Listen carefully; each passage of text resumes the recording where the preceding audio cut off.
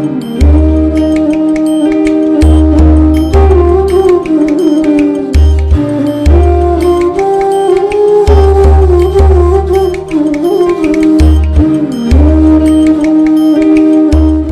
सभी को मेरा प्रेम भरा राधे राधे। आपका स्वागत है मेरे चैनल में और मैं आपको लेके जाने वाली हूँ ऋषिकेश परमार्थ निकेतन में।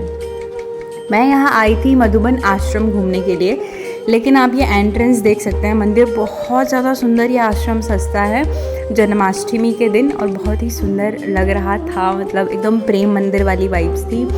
लेकिन जब हमने लाइन में लगने के लिए पहले तो पार्किंग ढूंढी तो पार्किंग हमको कहीं नहीं मिली दूर दूर तक, और लाइन तो इतनी नीचे तक लगी हुई थी कि जहाँ तक नज़र हमारे जा रही थी ना वहाँ तक लाइन लगी हुई थी। इतना टाइम हम पे था नहीं क्योंकि हम वैसे ही काफ़ी लेट आए थे, तो हमने डिसाइड करा कि यहाँ लाइन में टाइम वेस्ट करने से अच्छा है कि हम आगे का रास्ता एक्सप्लोर करेंगे, क्योंकि सारी भीड़ उधर कंसंट्रेटेड थी तो इधर ऑफकोर्स भीड़ कम होगी। ये सोचते हुए हमने पहले तो जानकी सेतु से इधर का थोड़ा सा नज़ारा देखा और वो देखने के बाद हम ऑफकोर्स जानकी सेतु क्रॉस करने के लिए आगे बढ़े।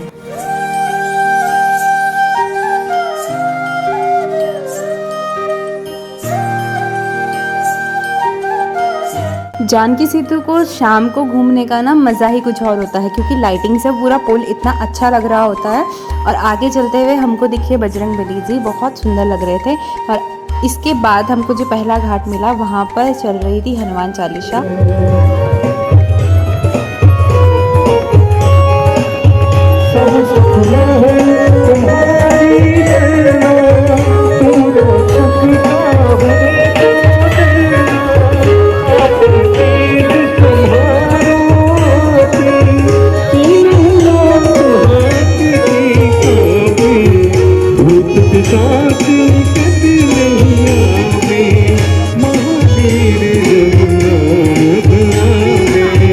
सुंदर शाम, गंगा का किनारा और जन्माष्टमी का महोत्सव, और क्या ही चाहिए था। इतना मन शांत हुआ यहाँ पर बैठकर कि शायद कभी भी नहीं हुआ। साथ में पीछे से इतने मधुर भजन चल रहे थे और आगे माँ गंगा बह रही थी।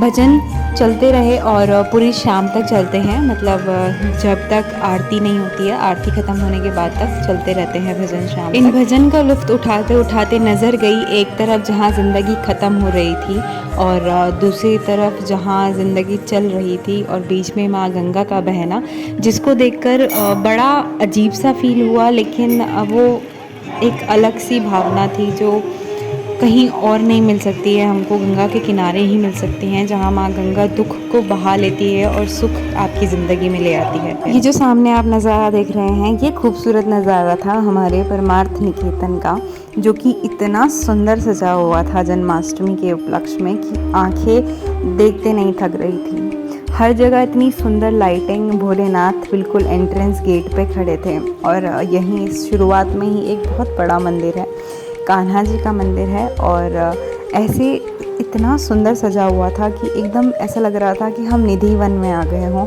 हरा भरा सारे पेड़ दिखाई दे रहे थे और अंदर हमारे कान्हा जी विराजमान थे। मंदिर आप देखिए बाहर से कितना सुंदर लग रहा है, सब जगह लाइटिंग करी गई है, गुब्बारों से सजाया गया है। कान्हा जी झूले पे बैठे हैं और उनको झुलाने का सारा प्रबंध वहाँ पे था। बहुत ही सुंदर मंदिर है। कई सारी झांकियाँ भी दिखाई गई हैं, जैसे कि श्री कृष्ण सुदामा जी के अपने मित्र के अपने अश्रु से पैर धोते हुए ये दर्शाया गया था उनका प्रेम। और श्री रामचंद्र जी लक्ष्मण जी को माँ शबरी बेर खिलाते हुए दर्शाई गई थी। माता की मूर्ति थी। और एक और ख़ास बात जो मुझे इस मंदिर में लगी कि जो हमारे जितने भी हमारे देवी देवता हैं, जैसे कि यहाँ पर आप देख सकते हैं हमारे भोले शंकर बैठे हुए थे, और ऐसे ही काफ़ी सारी मूर्तियाँ हैं। सारी मूर्तियाँ चारों तरफ से कांच के एक कमरे में बंद है, जो देखने में इतना सुंदर लगता है। और शायद कैमरा मेरा इसके साथ जस्टिस नहीं कर रहा है, लेकिन सही में मेरे तो रोंगटे खड़े हो गए थे देखकर। ऐसा लग रहा था कि साक्षात सामने भगवान जी बैठे हैं और आप साक्षात दर्शन कर रहे हैं। तो मंदिर बहुत ही ज़्यादा सुंदर था।